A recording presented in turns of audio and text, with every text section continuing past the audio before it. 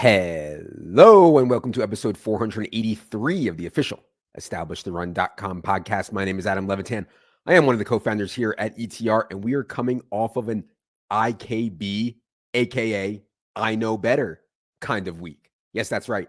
I thought one of the keys to the week 10 slate was understanding some of the stuff that isn't really data-driven, stuff that is hard or maybe even impossible or wrong to try to capture in a model. Stuff that maybe is more of an art, as the Gilcast guys would say. And I want to be clear that this is a very, very dangerous game, playing the IKB, I Know Better game. It is a very dangerous game. But given where we are in DFS, with almost everyone in high stakes using some form of projections, one of our biggest edges can be finding angles that aren't in the projections. Because if we're right, and that's a big if, because I really do think our projections are absolutely incredible. But if we are right, the payoff is obviously accentuated. So the first IKB in week 10 was the Cowboys and Tony Pollard situation. Remember that in the week 8 game, Zeke was out. Tony Pollard only played 30 snaps. After the game, running backs coach, Cowboys running back coach, Skip Peete gives an interview. And here are the quotes. Skip Peete says, Tony Pollard played a total of 30 plays. And I think that's his max as far as total play count, because then the juice doesn't become the same and he's not as quick, not as fast, Peete said. When Pollard got that long run on 3rd and 1, as soon as he got to the sideline, he said, Coach, I'm done for the game. I've got no more. Peete continued. Tony's obviously a very talented runner and a good all-around back, but some guys are race cars and some guys are high-quality, expensive sedans, and those sedans can go for a long distance at a very high rate, whereas race cars go very fast and quick and run out of gas. So that was week 8. And again, Tony Pollard played 30 snaps. He handled 14 of 22 running back carries, saw just 1 target on 27 Dak Prescott attempts. Then week 9 is the bye. Then week 10, we come out of the bye. Everyone expects Ezekiel Elliott back. But Ed Werder and Schefter and Rapsheet all are saying Saturday, Sunday morning, Zeke is almost certainly going to sit. So what can we expect for Pollard in week 10 against Green Bay? Well, that's a more complicated question than it seems. One thing I thought about that quote from Skip Peete is that the Cowboys have a ton invested in Ezekiel Elliott. You know, he's a good dude. He's a leader on the team. They've invested a ton of money in him. Meanwhile, every fan and talking head is sitting there just ripping Zeke week after week. And I get that they want to defend him. You know, they don't want to say, oh, Tony's going to smash into Zeke role. Skip Peete wants to say Pollard can't do what Zeke does. That kind of calms the angry mob, throws a bone Zeke's way. Also note in that Bears game, in that week 8 Bears game, the Cowboys won 49-29. They were never really pushed. They were up 14-0 after the first quarter, 28-7 with a minute left in the second quarter, 42-23 heading into the fourth. There was just no need to extend Pollard there.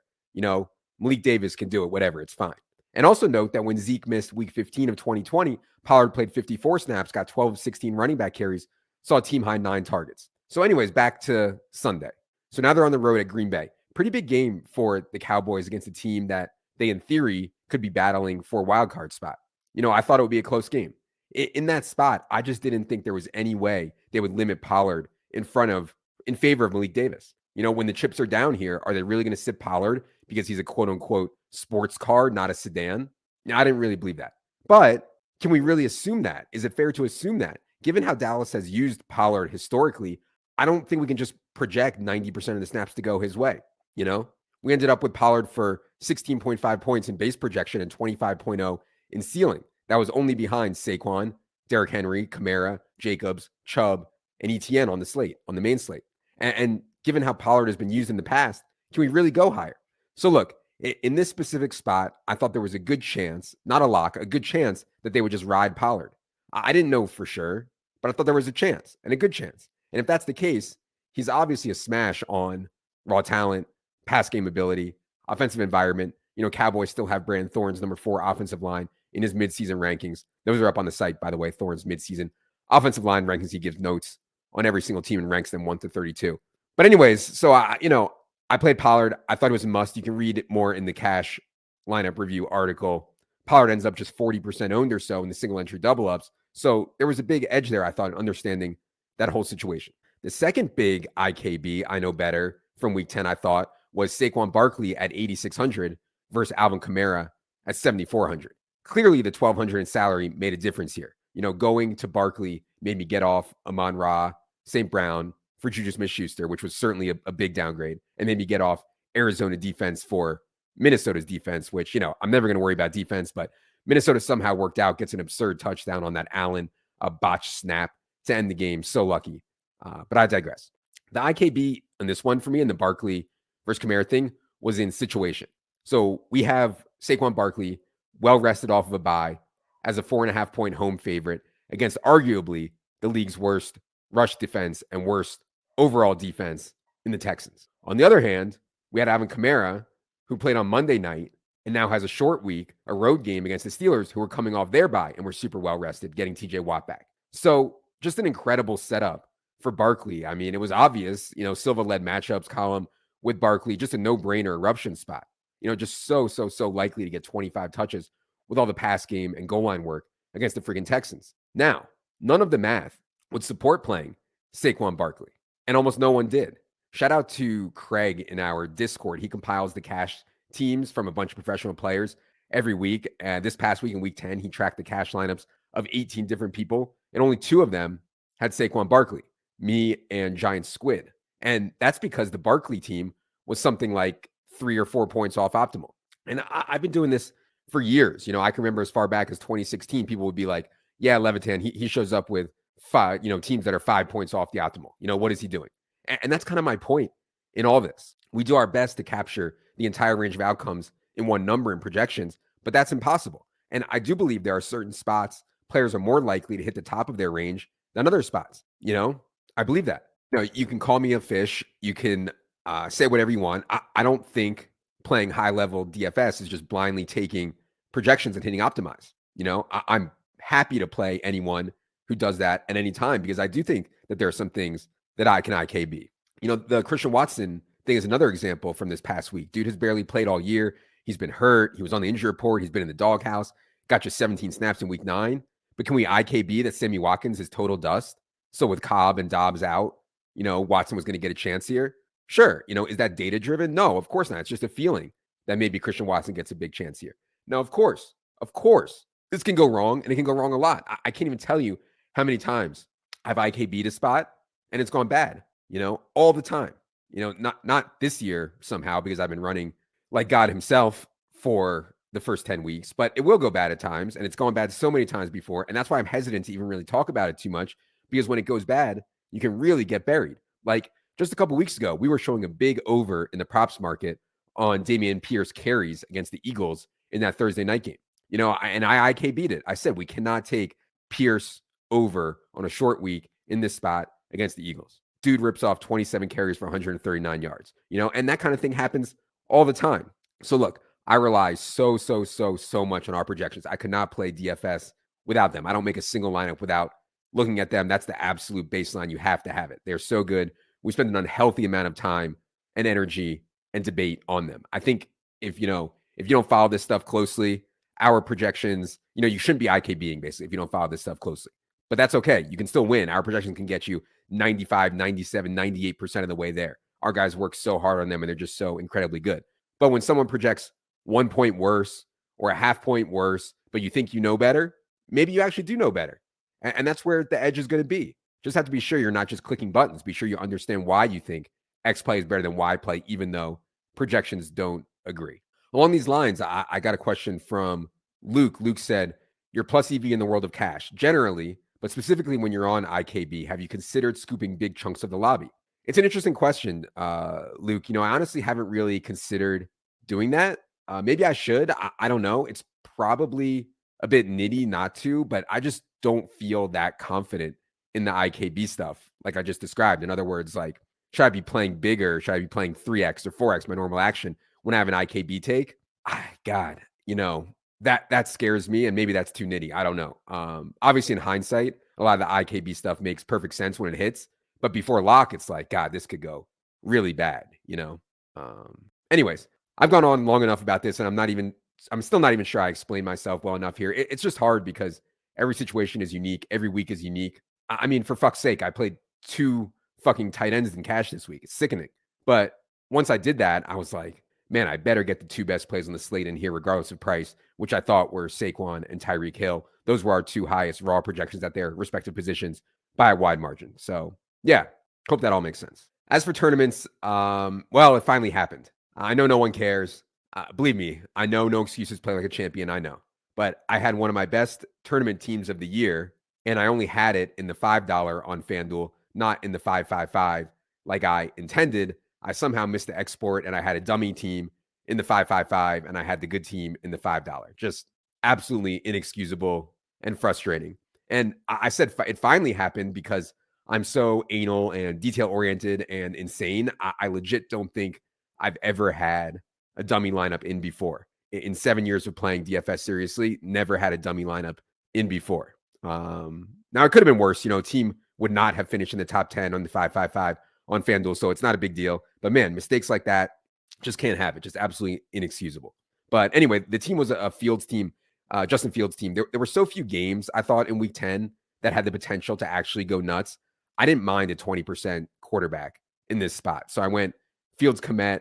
Did not want to bring it back with Amon-Ra on FanDuel because we had him for like 37% ownership and projected ownership. And that's what he came in at, like the highest projected player on all of FanDuel. So I just didn't bring it back. No other Lions were really viable, I thought. Played one of my favorite mini correlations of week 10, which was Jonathan Taylor and Devontae Adams. JT healthy with no Naheem Hines or Deion Jackson. Devontae Adams squeaky wheel after he bitched last week. Got Adams at 9%. Dalvin Cook at 6%. Tony Pollard at 32%. Was fine with that. Really like Cortland Sutton. That was an IKB for sure that didn't work out. Got him at 6%. And Al Lazard came in 10%. I played Al Lazard. I thought he was pretty strong, but 10% was higher than I thought he'd come in at. That was a little frustrating. Went for contrarian defense. Browns at 0.9% owned as leverage against the Dolphins stacks. Browns D got -3 points. So that was pain. But yeah, I like this team. Even in hindsight, I was glad that I was not afraid to play a 21% Fields, because in the past I would have been like, well, I'm playing this guy in cash. I'm just not going to play him in tournaments. I think that's wrong. So I think playing a 21% Fields is fine. And then I found ways to get really good players at low ownership elsewhere. And by the way, I know Fields absolutely smashed again this week, but it really was a good week for the GPP bros. On DraftKings, Greg Dulcich was the second most owned player at 28%. He gets just 2 points. Travis Etienne, 28%. He gets just 10. Juju, 27%. He gets hurt early, 5 points. Damian Pierce, 21%, gets 13. Tyreek only had 15 points and 19%. It was a more typical week than we've had recently. In other words, like some of the team play the best plays, do well, and some of them fail. All right. Do want to get to listener questions here. Enough nerding out on the football stuff. But first, want to remind everyone that we are now partnered with The Solver, which is a fantasy tools company. We founded our first two products are a DFS optimizer and a bankroll tracker. Our goal with this stuff is just to make the optimizer and the bankroll tracker the simplest and easiest possible to use, while also offering some advanced settings and functions for more advanced users. A total boomtown dolt when it comes to software and computers. I made sure that even I can use it well before we released it. So if you're interested in checking it out, go to subscribe tab on establishedrun.com. You'll see a link to the Solver landing page, more details there. All right, enough is enough. Let's get to everyone's favorite portion of the program, the listener questions. Producer Luke, hit the theme music.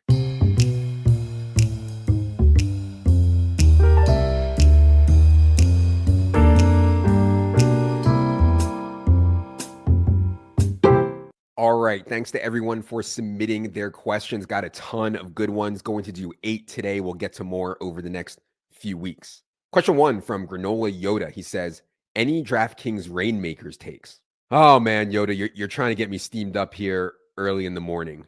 I went on Club Top Shot last Tuesday. You can check that out. Talked more about all this stuff. But you know what? Reignmakers is just whatever. It's just another slightly different form of fantasy.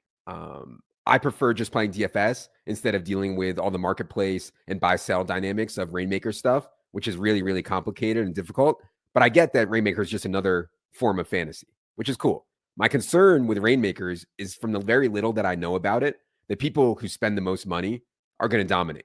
Like the little guy buying a pack here or there or buying some low-cost cards. I mean, he's like stone dead. I think. I don't know for sure. I think he's like stone dead. And that sucks because I'm not sure that that's clear to people. How much you actually have to spend to give yourself a positive expectation in this stuff. What I do have a problem with is DraftKings removing cash from DFS prize pools and giving people Reignmaker packs instead. That happened to me. I min cash some tournament. And next thing I know, I didn't even know I min cashed. Next thing I know, I woke up the next day and I had a Reignmakers pack in my account. And I was like, what the fuck? I don't want this. I was on massive tilt. I don't want a fucking Reignmaker pack, But that's on me, I guess. I didn't read the payout tab closely enough. No excuses. The one that really sent me to the moon lately, though, from DraftKings, the one that made my blood boil was when I got an email from them about their Draft Kingdom Trolls, DraftKings' first ever original PFP collection. I mean, holy fucking shit. When I saw this, I was like, I just couldn't believe it. And look, I love DraftKings. I really, really do. DraftKings, incredible what they've done. Undoubtedly changed my life forever. But I'm sorry, I just can't take any more of this. I can't take any more hairy fucking horses, galloping fucking goons, lazy fucking lions, or Draft Kingdom trolls. I just can't. I'm going to lose it. And this is coming from someone who actually believes in crypto and blockchain technology. I do believe this technology will be ubiquitous over the next 5, 10, 20 years. But it's a fucking joke that people see, quote unquote, Web3 is hot and think that means stupid fucking cartoons of animals. You know, let's make some money off this Web3 idea. Oh, I have a great idea. It's never been done before. We'll do a PFP project of animal cartoons. Everybody will love it. I mean, I don't get it. Anyway, I'm optimistic people far, far, far smarter than me will find actual problems to solve with crypto and blockchain technology, like actual real life use cases. And I think some people have already done that and more is coming.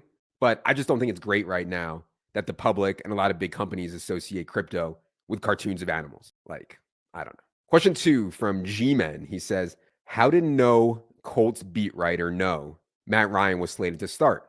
Yet the Vegas line opened 6.5 and went down to 4.5, which signifies they knew. What are your thoughts on the whole situation? So I do a betting show on our YouTube channel every Friday night with Matt Davidow. He's an odds maker. His company, Deck Prism /Huddle, they essentially do B2B business with operators. They provide the lines for various operators. And he's been very clear what I think most people understand. Bookmakers don't actually have inside information typically. That's not how it works. What they do have, if they are a good book, is very sharp bettors bettors may have some information or some speculation. So they open Raiders minus 6.5. They take a big bet on the Colts. They move the line. They take another 10K or 25K or 50K on the Colts. Move the line again. And that's the benefit of taking sharp action. You get information from the bettors and you can get your number to a better place faster. So I think the question is, did sharp bettors know Matt Ryan was going to get the start? Or maybe, perhaps even with Ellinger as the assumed starter, sharp people were on the Colts anyways. I actually don't know. I'll be sure to ask Davidow on Friday night. But yeah, I mean, Matt Ryan is bad, well below average NFL quarterback at this point. That said, he's clearly an upgrade over the disastrous Sam Ellinger experiment. So clearly, you know, there could be something here. G-Men, I thought Ellinger was going to be the guy the whole way. And I never heard anything about Matt Ryan until I guess it was Saturday or so. Question 3 from Jeremy. Looking back in your life over the last 5 to 10 years, what is something you wish you had spent more time on? Yeah, that's an easy one, Jeremy. Relationships with other humans, for sure. It's just not something I'm really good at, you know, and I haven't really made it a priority either, I guess. I'm an only child. I'm sure that has something to do with it, but I've always been somewhat selfish with my time and mind space. I just haven't valued other human close relationships very much at all. You know, I basically prioritize work and my immediate family, and that's it. So yeah, I mean, obviously if you go to therapy, which I have, you know, it's so obvious that relationships with other humans is what drives happiness, you know, typically, not for everyone, but I think typically. So it's for sure important. You know, you just have to realize, I think, you get what you give. You know, the more you give to someone, calling them, listening to their problems, going out of your way to make plans, you know, whatever. The more you give, the more you get back, I think.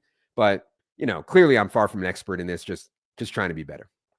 Question 4 from Bowtied Shark. He says, would love to hear your take about SBF and FTX. Yeah, I hate to do 2 crypto questions in one day, but this one is timely, so I had to get to it. I'm far, far, far from an expert in this, and I've only loosely read what's going on. Obviously, I don't understand it fully. What Bowtied Shark is asking about is FTX, which is a crypto exchange, and Sam Bankman-Fried, aka SBF, who was the founder and I believe CEO. I just think that anytime there's nosebleed stakes gambling going on with very little oversight, there's going to be bad actors. I mean, there's going to be some bad actors, and there's going to be a lot of them. You know, online poker with the ultimate bet cheating scandal comes to mind. So I don't think SBF, Sam Bankman-Fried, I don't think what he did is a referendum on crypto or the industry or the technology. You know, all this stuff is terrible. Obviously, the Luna collapse, 3 Hours Capital, the FTX SBF mess, you know, but It's all bad actors from what I can tell. It's people not being responsible, people acting criminally. And look, man, I'm all about taking responsibility for yourself. So when you're gambling, and that goes for crypto, when you're gambling, sorry, quote unquote, investing. Oh, no, sorry, quote unquote, trading. Oh, no, sorry, it's all about the community, Adam. No, when you're gambling in these brand new unregulated things, such as crypto, if you're going to do it, you got to have your head on a swivel and you got to be all the way in it. You got to understand everything that's going on, following everything. You can't just fuck around. And I think that it's been clear and that we should never, ever leave coins or money on an exchange. Exchange hacks and blowups happen all the time. Everyone should have their coins on a hard wallet. But I understand not everyone wants to do that or can. So yeah, it just all sucks. And yeah, just a ridiculous story. It's crazy. Question 5 from Botman. He says, DK just added late swap for every single fight to their UFC contest, which are 6 flex like PGA and NASCAR. Do you feel this was a good decision on their part? Will it be an edge for sharps, or will the casuals shy away from playing now?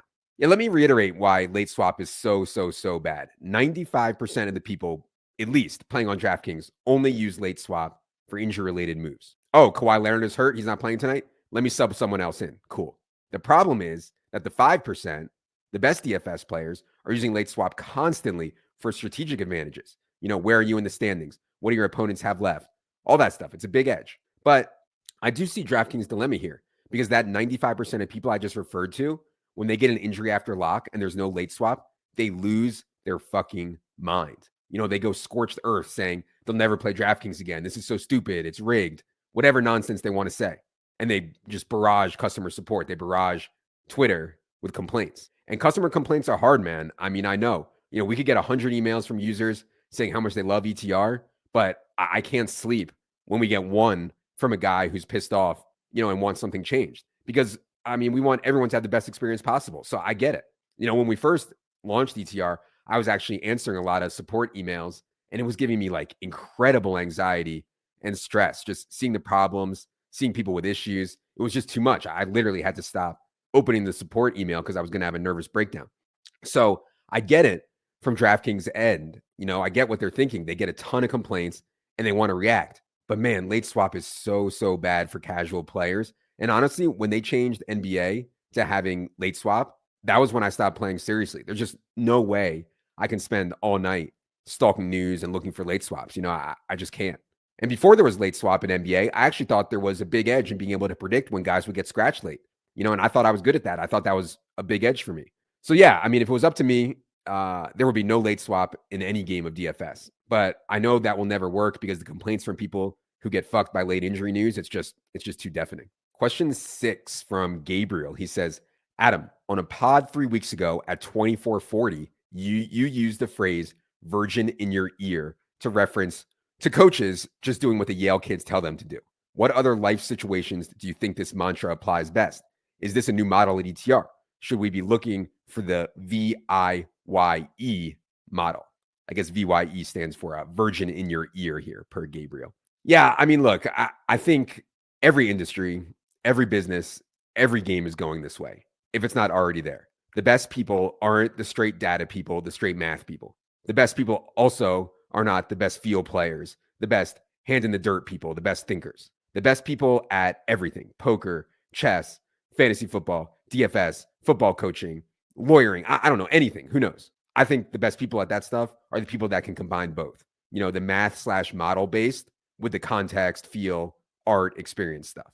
And that's really what we try to do at ETR. We have a data-driven, model-based, math-based baseline, and then we put context around it through really experienced and successful gamblers, really experienced football people as well. So yeah, to me, it's really any situation. If I have a big situation or a big decision, I want to know the math, and I want to think about the context and think about it logically as well.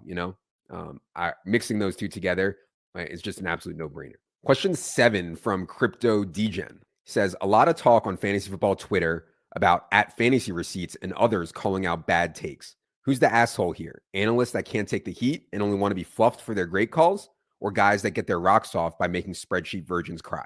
Yeah, so I'm only loosely familiar with this fantasy receipts thing, but I believe it's basically a Twitter account that exclusively finds wrong takes from fantasy people and quote tweets or retweets or makes fun of them. honestly, it would be impossible for me personally to care less about this. People who actually understand gambling, understand what it takes to win. Those people understand there is a ton of losing, a ton of it. The best poker players are winning maybe 55 to 60% of their cash sessions. The best sports bettors are winning 54 to 56% of their bets. The best DFS players can expect a 10 to 20% ROI, which is all to say that we're going to be wrong a ton and we're going to lose a lot all the fucking time.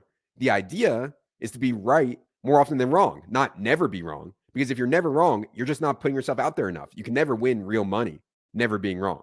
So when it comes to fantasy football, look, man, trying to figure out what's going to happen in football is really fucking hard. We're going to be wrong a ton. I hated Kenneth Walker as a pick preseason.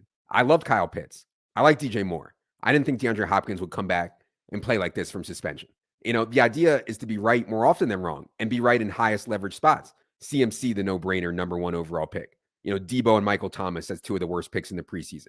Amon-Ra way above market. Same with Ramondre and Christian Kirk. And after the season, Evan and I will go back through all of our hits and our misses and try to see what we can learn. But I get that people love to dunk on others for wrong takes. But to me, that shows they don't understand gambling.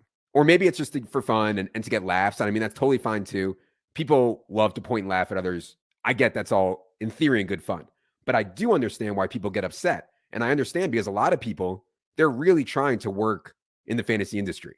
Like they put their heart and soul into this. It's their dream, which I get because it was my dream too, and then someone comes out of nowhere and dunks on them. And yeah, maybe it's all in good fun, but let's be real. When you're dunking, what you're really doing is taking a shot at that person's credibility and perhaps their ability to get work in the industry, which when you look at that, when you look at it like that, it's kind of fucked up, right? Like person could have 5 good takes, 1 bad one, the one gets highlighted, and now everyone thinks this guy is an idiot. I never listen to him. I'd never hire him, whatever. So, the big thing for me is I just try to give people information and let them make their own decisions. The information I think actually matters, the information I think you need. I'm not trying to tell people put Christian Watson in your lineup, but I can tell people that Sammy Watkins has been one of the worst wide receivers in the NFL this season based on this data or whatever. Obviously we have fun with takes and picks and whatever, but really to me, the valuable part of this is the information. And the thing for me is I do all this, I do all this fantasy football and DFS stuff from a gambling perspective. There's people out there who don't have skin in the game. All they have is their tweets or their takes or whatever. I'm happy to be made fun of for my dozens and hundreds of bad takes over the years. But if you're doing that, I think you should be up for playing me, right? I think you have to play me. I'm posting every week in the DK lobby for any amount. If you think I'm adult or you want to dunk on me or I don't know what I'm talking about or I'm always wrong, that should be easy money, right? And to me, that's why peer-to-peer gambling is so great. You can talk, you can tweet, whatever. But the real test is actually let's play. It's not some stupid debate or argument on Twitter or dunking on people on Twitter. Let's just play. And I know that sounds super hardo. And I've realized lately that perhaps I am a hardo, but I'm okay with that. We'd be much better off if there were no more excuses and complaining and whining. Just be about that action, like the legend Marshawn Lynch once said. Question 8 from Steven. He says, assuming you weren't married, if you went to Nashville for the weekend, what chances would you give yourself of getting on the hashtag team if you and Silva hit up Broadway in your ETR swag? God, man, I don't know. 1%, like 5% tops. I've actually been to Nashville a few times. I even went out on Broadway one night. It's a wild scene for sure. Just bachelorette party after bachelorette party after bachelorette party. I've honestly never seen anything like it. Not even in Vegas. Like the ratio of bachelorette parties to civilians in Nashville has to be like 10x to any other place in the world. And I get it. You would think that makes for good opportunities to get on the hashtag team. And it probably is for some people. But God, I'm just drawing stone cold dead in that spot.